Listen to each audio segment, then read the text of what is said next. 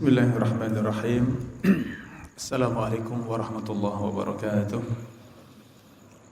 Innal hamdalillah nahmaduhu wa nasta'inuhu wa nastaghfiruh wa na'udzu billahi min shururi anfusina wa min sayyiati a'malina. Man yahdihillahu fala mudilla lahu wa man yudlil fala hadiya lahu. Asyhadu an la ilaha illallah wahdahu la syarika lah wa ashhadu anna Muhammadan abduhu wa rasuluh. Qala Allah Ta'ala fil Qur'anil Karim, ya ayyuhalladzina amanu taqullaha haqqa tuqatih wa la tamutunna illa wa antum muslimun. Wa qala ta'ala, ya ayyuhalladzina amanu taqullaha wa qulu qawlan sadida يصلح لكم أعمالكم ويغفر لكم ذنوبكم ومن يطع الله ورسوله فقد فاز فوزا عظيما فإن أصدق الحديث كتاب الله وخير الهدي هدي محمد صلى الله عليه وسلم وشر الأمور محدثاتها فإن كل محدثة بدعة وكل بدعة ضلالة wa kullu dhalalatin finnar, amma ba'd. Alhamdulillah, ikhwani fillah, saudara-saudaraku yang dirahmati Allah, bersyukur kepada Allah pagi yang berbahagia ini. Allah Subhanahu wa taala kumpulkan kita di majelis yang mulia di salah satu rumah Allah di salah satu taman surga. Mudah-mudahan Allah Subhanahu wa taala berkahi majelis kita semuanya. Allah Subhanahu wa taala tambahkan kita ilmu yang bermanfaat. Innama yakhsyallaha min ibadihil ulama. Sesungguhnya orang-orang yang takut kepada Allah adalah hamba-hambanya para ulama, orang-orang yang berilmu. Maka cukuplah ilmu membawa kita semakin takut kepada Allah Subhanahu wa taala. Tanda dari keberkahan ilmu kita, ilmu membawa kita semakin takut kepada Allah Subhanahu wa taala. Saudara-saudaraku yang dirahmati Allah, di kesempatan yang ringkas ini saya berwasiat kepada diri saya sendiri dan kepada antum semuanya. Wasiat Nabi sallallahu alaihi wasallam, ala wa inna fil jasadi mudghah idza salahat salaha sairu al jasadi kullihi wa idza fasadat fasada al jasadu kulluh. Ketahuilah sesungguhnya di dalam tubuh kita ada segumpal daging. Jika baik maka baiklah seluruh badannya, dan jika rusak maka rusaklah seluruh anggota badannya. Ala wahiyal qalbu, dan tidak lain yaitu hati. Ikhwani fillah, saudara-saudaraku yang dirahmati Allah, sahabat yang mulia Abdullah ibnu Mas'ud radhiyallahu anhu, beliau berwasiat, utlub qalbaka fi salasati mawatin. Carilah hatimu, ketahuilah hatimu di 3 keadaan. Yang pertama, inda sama'il Qur'an, ketika engkau mendengarkan Al-Quran. Yang kedua, wa fi majalis zikri, yang kedua ketika engkau berada di majlis zikir, Anda berada di majlis ilmu. Wa fi waqti al-khalwah, dan yang ketiga tatkala Anda sedang khalwat, Anda sedang sendirian. Fa in lam tajidhu fi hadhil mawatin, jika engkau tidak mendapatkan hatimu di 3 keadaan ini, Fa'lam annahu la qalba laka. Ketahuilah sesungguhnya Anda tidak memiliki hati. Fasalillaha qalban akhar, maka mintalah kepada Allah hati yang lain. Ikhwani fillah, saudara-saudaraku yang dirahmati Allah, wasiat dari sahabat Abdullah ibnu Mas'ud radhiyallahu anhu, wasiat yang sangat mulia, agar kita melihat kepada hati kita masing-masing. Sampai di mana kita di dalam beribadah kepada Allah, mendekatkan diri kepada Allah, bertaubat, demikian inabah kepada Allah Subhanahu wa taala, maka lihatlah hati kita ketika sedang yang pertama mendengar Al-Quran, yang kedua ketika kita ada di majlis zikir atau majlis ilmu, kemudian yang ketiga ketika sedang khalwat, ketika sedang sendirian. Ini untuk kita semuanya, saudara-saudaraku yang dirahmati Allah, sebagai ukuran hati kita, barometer hidup dan matinya hati kita. Kita bisa mengetahui bagaimana keadaan kita, keadaan batin kita, jiwa kita, hati kita. Yang pertama, ketika mendengar Al-Quran. Saudara-saudaraku yang dirahmati Allah, coba kita lihat kembali keadaan hati kita, bagaimana semangat kita membaca Al-Quran. Adakah kerinduan kita untuk membaca Al-Quran, untuk mendengarkan Al-Quran, asyik membaca Al-Quran? Para salaf, mereka begitu senang membaca Al-Quran, bahkan mengulang-ulang satu ayat dibaca, diulang-ulang. Bahkan Rasulullah sallallahu alaihi wasallam suatu saat ketika salat malam, beliau membaca satu ayat, beliau ulang-ulang satu ayat tersebut sampai datang waktu fajar. Demikian mereka bermuamalah dengan Al-Quran. Maka lihatlah kita masing-masing, kewajiban kita kepada Al-Quran, yaitu belajar membaca Al-Quran, membaca dengan baik, dengan benar. Seorang yang membaca Al-Quran dengan baik, dengan benar, ma'as safaratil kiramil bararah, maka ia bersama dengan para malaikat Al-Kiram, para malaikat yang mulia, Al-Bararah, para malaikat yang sangat baik. Walladhi yatata'ta'u fihi wa huwa alaihi syaq falahu ajran. Adapun yang membaca Al-Quran sedang ia terbatak-batak, ia kesulitan membaca Al-Quran, maka ia mendapatkan 2 pahala. Pahala membaca Al-Quran dan pahala bersungguh-sungguh untuk bisa membaca Al-Quran. Rasulullah SAW bersabda, khairukum man ta'allama Al-Quran wa 'allamahu. Sebaik-baik kalian adalah seorang yang belajar Al-Quran dan mengajarkannya. La aqulu alif lam mim harf, walakin alif harf, wa lam harf, wa mim harf. Tidaklah aku mengucapkan alif lam mim itu satu huruf, akan tetapi alif satu huruf, lam satu huruf, mim juga satu huruf. Walikulli harfin asyru hasanat. Setiap hurufnya mendapatkan 10 kebaikan, 10 pahala. Maka kewajiban kita kepada Al-Quran, kita belajar untuk membaca dengan baik sesuai dengan hukum-hukum tajwid, membaca sesuai dengan makhraj yang benar, dan yang lebih penting dari itu adalah membaca dan mengamalkan Al-Quran. Baca Al-Quran.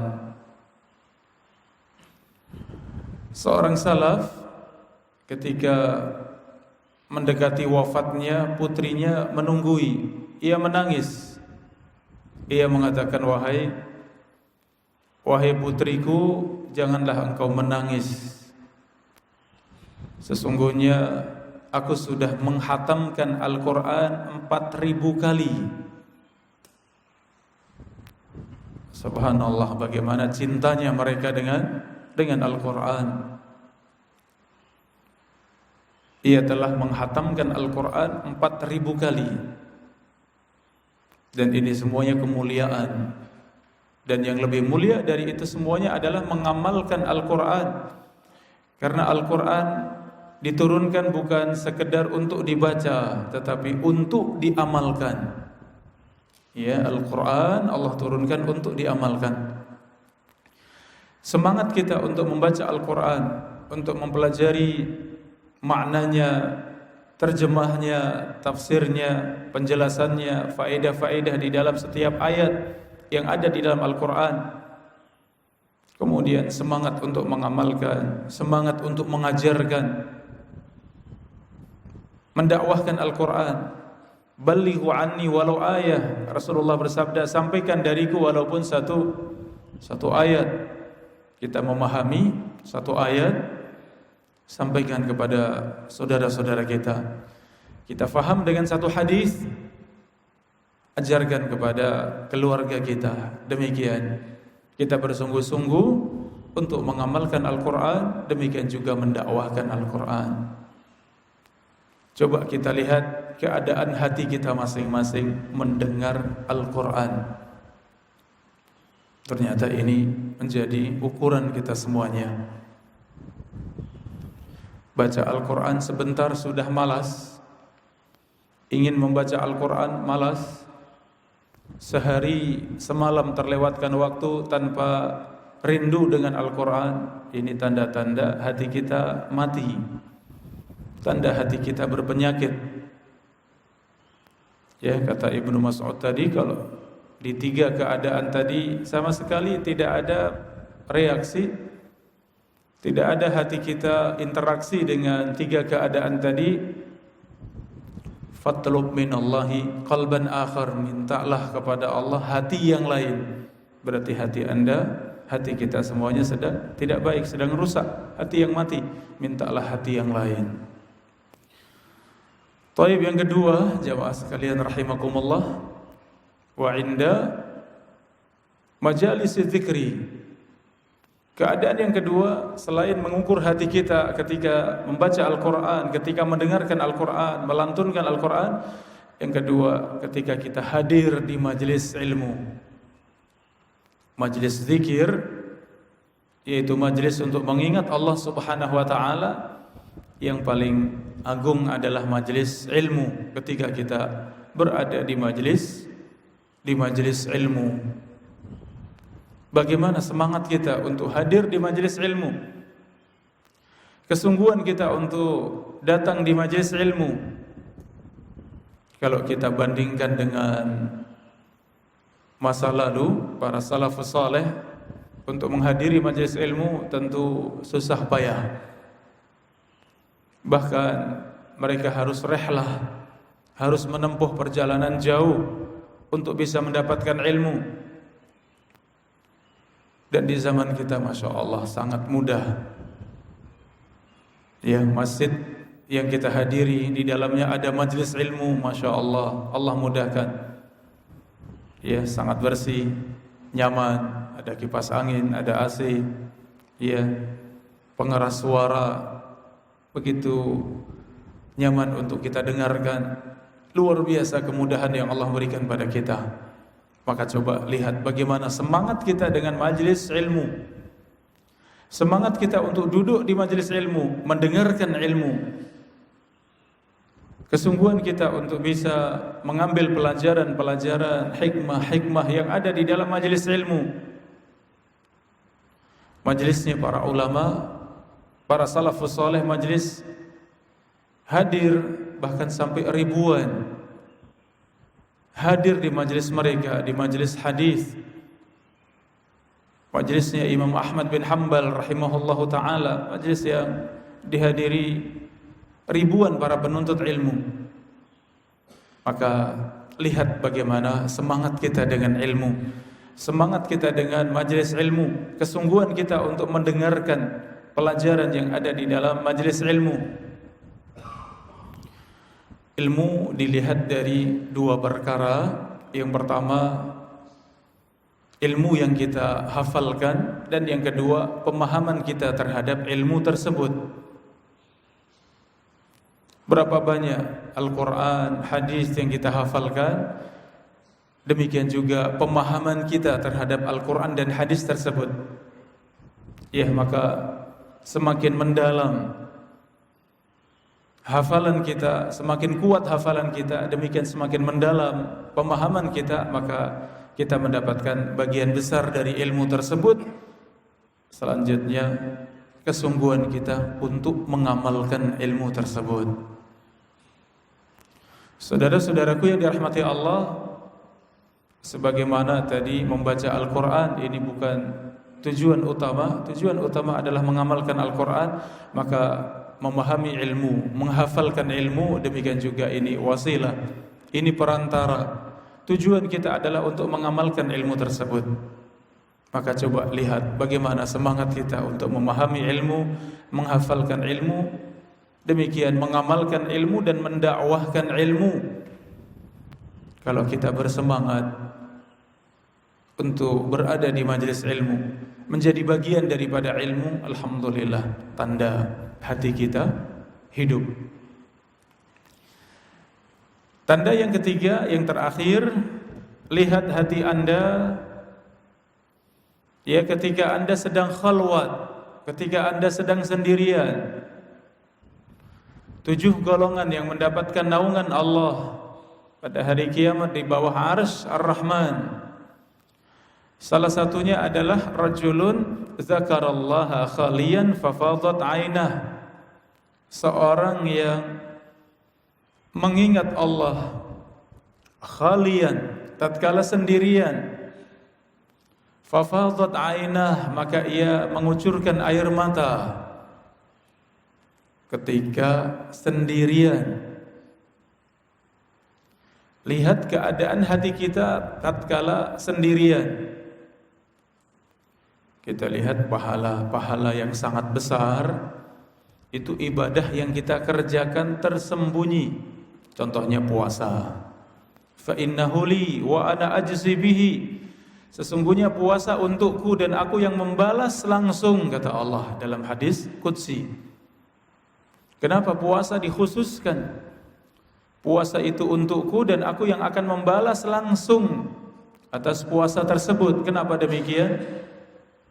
Karena puasa ibadah yang sangat tersembunyi. Ya, tidak ada orang lain yang tahu bahwa kita sedang puasa.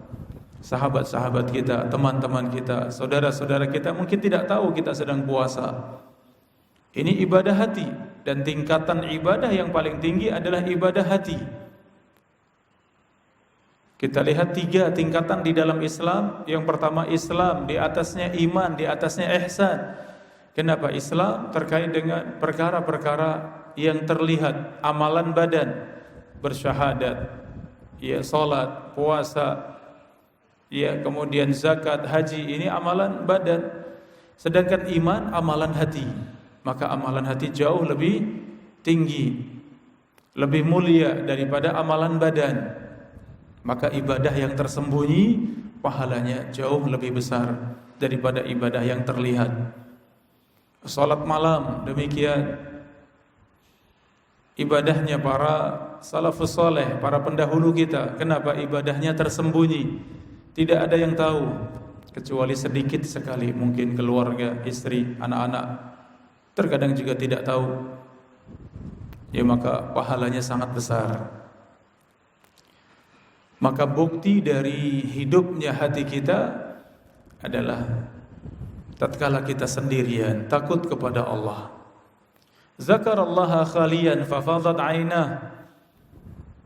Ia mengingat Allah, ia takut kepada Allah, ia mengingat dosa-dosa, mengingat masa lalu, bergelimang di dalam dosa, berada di atas kebodohan, jauh dari syariat Allah Subhanahu wa taala, ia bersedih, ia menangis, ia beristighfar, bertaubat kepada Allah, meminta ampun, beristighfar kepada Allah, bertaubat kepada Allah Subhanahu wa taala, ia menangis. Ia baca di dalam salat malam, ia lantunkan Al-Qur'an, ia berusaha khusyuk di dalam salat malam, ia menangis membaca Al-Qur'an. Ini tanda hatinya hidup. Khalian fafadat ainah. Saudara-saudaraku yang dirahmati Allah, 7 golongan yang mendapatkan naungan Allah Subhanahu wa taala, kalau kita lihat juga hampir semuanya ibadah hati, ibadah yang tersembunyi. Seorang yang diajak seorang wanita yang cantik jelita untuk berzina, ia mengatakan inni akhafullah, tidak, aku takut kepada Allah. Ya. Demikian 2 orang yang saling mencintai karena Allah, ada di dalam hati mereka cinta karena Allah Subhanahu wa taala. Maka perhatikan ketika kita sendirian, tidak ada orang lain. Ketika kita bangun di sepertiga malam terakhir, perhatikan bagaimana keadaan hati kita. Bagaimana semangat kita untuk salat malam, semangat kita untuk bangun di sepertiga malam terakhir, menghidupkan waktu tersebut untuk salat malam, membaca Al-Qur'an, untuk berzikir, untuk berdoa, memperbanyak istighfar. Kalau kita semangat untuk sendirian bersama dengan Allah Subhanahu wa taala, dan ternyata hati kita benar-benar takut kepada Allah Subhanahu wa taala, alhamdulillah kita mendapatkan hati kita bersama dengan hati kita. Kalau ternyata 3 keadaan tersebut, ya, kita tidak mendapatkan hati kita mendengar Al-Qur'an, ya, tidak ada pengaruhnya. Di majelis zikir merasa hambar, merasa tidak tenang. Ketika sendirian sama sekali tidak mengingat Allah, tidak takut kepada Allah, fatlub minallahi qalban akhar, mintalah kepada Allah hati yang lain. Artinya bersungguh-sungguh berdoa kepada Allah, ya muqallibal qulub, tsabbit qalbi ala dinik. Rabbana la tuzigh qulubana ba'da idh hadaitana wa hab lana min ladunka rahmah innaka antal wahhab. Terus minta kepada Allah agar hati kita hati yang hidup, hati yang bersih, hati yang mulia, hati yang senantiasa mengingat akhirat. Demikian saudara-saudaraku yang dirahmati Allah, wasiat dari sahabat yang mulia Abdullah ibnu Mas'ud radhiyallahu anhu. Mudah-mudahan kita selalu mengingat wasiat ini agar kita tahu bagaimana keadaan kita, keadaan hati kita, keadaan keimanan kita, jiwa kita tatkala kita sedang mendengar Al-Qur'an, tatkala kita semuanya sedang ada di majlis ilmu, dan ketika sedang sendirian. Allah taala a'lam bis-shawab. Wa sallallahu wasallam ala nabiyyina Muhammadin wa ala alihi wa sahbihi ajma'in. Wa akhiru da'wana alhamdulillahi rabbil alamin. Wassalamualaikum warahmatullahi wabarakatuh.